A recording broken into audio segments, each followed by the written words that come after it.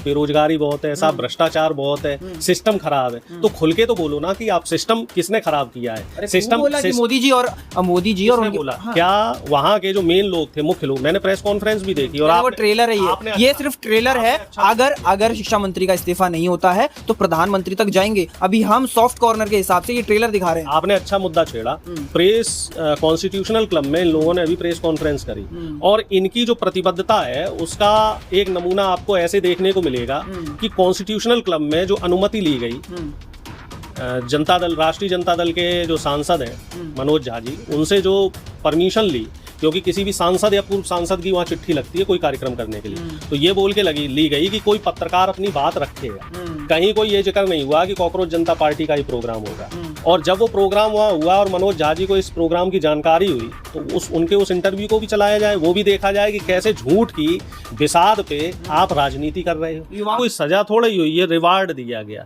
तो बात यहाँ पर ये घूम के आती है कि पहले तो इन लोगों को अपने एजेंडे क्लियर करने पड़ेंगे, और जब आपकी लड़ाई सरकार और सिस्टम के खिलाफ है तो आपको विपक्ष के साथ आकर लड़ना चाहिए, जो मेरी अपनी समझ है।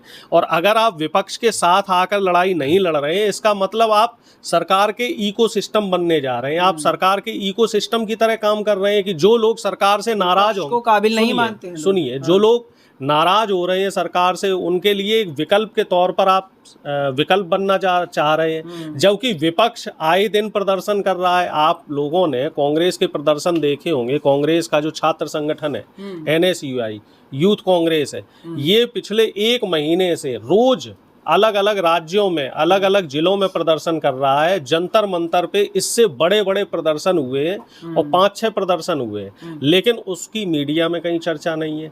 कल की मैं आपको बताऊं, कल पंचकुला में एक प्रदर्शन हुआ है जिसमें दीपेंद्र हुड्डा के ऊपर वाटर कैनन से छिड़काव किया गया है और उनको जख्मी करने की कोशिश की गई है।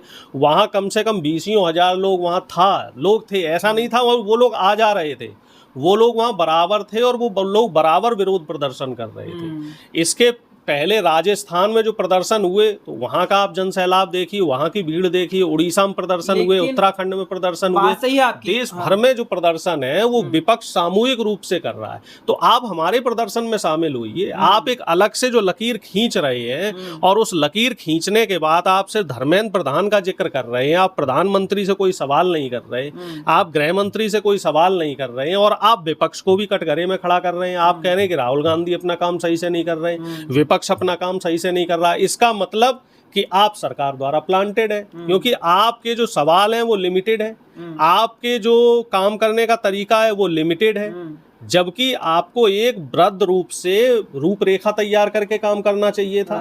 लेकिन युवा अगर भरोसा नहीं कर पा रहा है तो कहीं ना कहीं विपक्ष में भी तो खामियां होगी। इस पे भरोसा नहीं कर रहा है विपक्ष पर, जो सबसे बड़ा विपक्ष है वो कांग्रेस है इस समय पे। तो कैसे भरोसा नहीं कर रहा? ये बात आपको किसने बताई कि युवा जो है विपक्ष पे भरोसा नहीं कर रहा है? ये बात आपको किसने बताई? कितने स्टेट जीत लिए कांग्रेस ने? कांग्रेस आप बताइए, अभी जो चुनाव हुए उसमें 2 स्टेट जीती है, 4 स्टेट के चुनाव हुए, 2 स्टेट जीते। ईमानदारी से चुनाव होता तो आसाम भी जीत जाते, 3 स्टेट जीत जाते।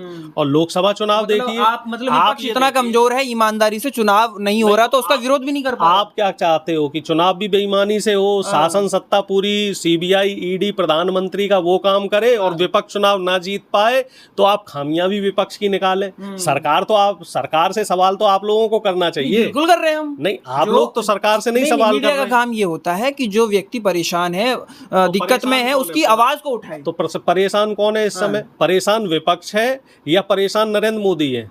परेशान इस समय पे आम जनता है। आम जनता है ना, तो पास तो खूब माल है, कहते हैं वो। सुनिए, आम जनता परेशान है, ठीक है, और आम जनता के लिए, हक हकूक के लिए, उनके लिए कौन लड़ रहा है? अगर नेपाल में एक विकल्प के रूप में जेन जी आए और नेतृत्व कर रहे हैं और वहाँ पे सस्ता और सिस्टम अच्छा हो गया है, वहाँ की योजनाएं अच्छी हो गई, तो क्या बुराई है उसमें? तो इंडिया के अंदर भी होना चाहिए ना। नेपाल क्यों कांग्रेस ही, क्यों भाजपा ही आगे पीछे गेम खेलती रहे? हाँ, नेपाल से हमारे देश की तुलना करना ठीक नहीं है, क्योंकि नेपाल में कभी स्थायी सरकार नहीं रही। आप थोड़ा अपनी जानकारी दुरुस्त करें। नेपाल में पिछले 15 साल में 22 बार सरकार बदली है। नेपाल में पिछले 15 साल में 22 बार सरकार बदली और वहाँ कभी कोई स्टेबल सरकार, स्टेबल गवर्नमेंट नहीं रही है। और हमारे देश की बात की जाए तो हमारे देश में हम पिछले 22 साल की बात करें तो 22 साल में 2 सरकारें रही हैं, यानी कि यहाँ जो गवर्नमेंट रही है 10 साल पूरी UPA की रही है और 12 साल साल नरेंद्र मोदी की सरकार। यहाँ जो जनमत देती है जनता, तो वो स्पष्ट बहुमत से स्पष्ट सरकार बनाती है और उस सरकार को काम करने का पूरा मौका मिलता है। नेपाल की परिस्थितियों से यहाँ को जोड़ना ठीक नहीं है, अमेरिका की परिस्थितियों से यहाँ को जोड़ना ठीक नहीं है। अब आप कहें इजराइल में 20 साल से सरकार है, रूस में 20 साल से 30 साल से सरकार है, चीन में सरकार है, तो हर देश की स्थितियां अलग है, हर देश का संविधान अलग है, हर देश का प्रजातंत्र अलग है।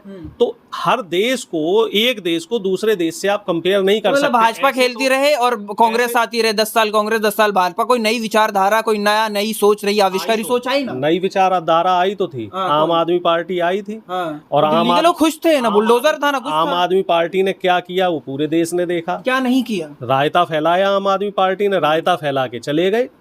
अब वो रायता समेटने में जनता को टाइम लगेगा। अब ये लोग आएंगे सीजेपी वाले, ये लोग भी इसी तरीके का रायता फैलाएंगे। आप चाहते नहीं सब बुड्ढे बुड्ढे नेता बनते रहे और नया युवा बिल्कुल को बैठा युवा नेता क्यों नहीं बन रहे हैं? तमाम अखिलेश यादव युवा नहीं है, 60 साल के हो गए। तेजस्वी यादव युवा नहीं है, तेजस्वी यादव को भी आप 60 साल का बता दो, अखिलेश यादव जी 50 साल के, उनको भी 60 साल का बता दो, तेजस्वी यादव जी 32 साल के, उनको भी 60 साल का बता दो। भाई तमाम युवा हर पार्टी में है, और हर पार्टी की एक विचारधारा होती है, एक उनकी गाइडलाइन होती है। तो ये भी तो संविधान, कल जो प्रोटेस्ट हुआ संविधान के अनुसार हुआ, संविधान की किताब जब भीम के नारे लगे, उसमें क्या खराबी है?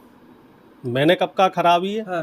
लेकिन बात यह है कि जब आप पर्याप्त मात्रा में, आपके पास अपने एजेंडे नहीं है, आपका अपना एक मैनिफेस्टो नहीं है, ठीक है, और आप सिर्फ देश की जनता को बरगला है कि साहब बेरोजगारी बहुत है, साहब भ्रष्टाचार बहुत है, सिस्टम खराब है, तो खुल के तो बोलो ना कि आप सिस्टम किसने खराब किया है। सिस्टम मोदी जी और उन्होंने बोला। क्या वहाँ के जो मेन लोग थे, मुख्य लोग, मैंने प्रेस कॉन्फ्रेंस भी देखी, और वो ट्रेलर है, ये सिर्फ ट्रेलर है। अगर शिक्षा मंत्री का इस्तीफा नहीं होता है तो प्रधानमंत्री तक जाएंगे। अभी हम सॉफ्ट कॉर्नर के हिसाब से ये ट्रेलर दिखा रहे हैं। आपने अच्छा मुद्दा छेड़ा। प्रेस कॉन्स्टिट्यूशनल क्लब में इन लोगों ने अभी प्रेस कॉन्फ्रेंस करी, और इनकी जो प्रतिबद्धता है उसका एक नमूना आपको ऐसे देखने को मिलेगा कि कॉन्स्टिट्यूशनल क्लब में जो अनुमति ली गई, जनता दल, राष्ट्रीय जनता दल के जो सांसद हैं मनोज झा जी, उनसे जो परमिशन ली, क्योंकि किसी भी सांसद या पूर्व सांसद की वहाँ चिट्ठी लगती है कोई कार्यक्रम करने के लिए, तो ये बोल के ली गई कि कोई पत्रकार अपनी बात रखेगा। कहीं कोई ये जिक्र नहीं हुआ कि कॉकरोच जनता पार्टी का ही प्रोग्राम होगा। और जब वो प्रोग्राम वहाँ हुआ और मनोज झा जी को इस प्रोग्राम की जानकारी हुई, तो उनके उस इंटरव्यू को भी चलाया जाए, वो भी देखा जाए कि कैसे झूठ की बिसात पे आप राजनीति कर रहे हो।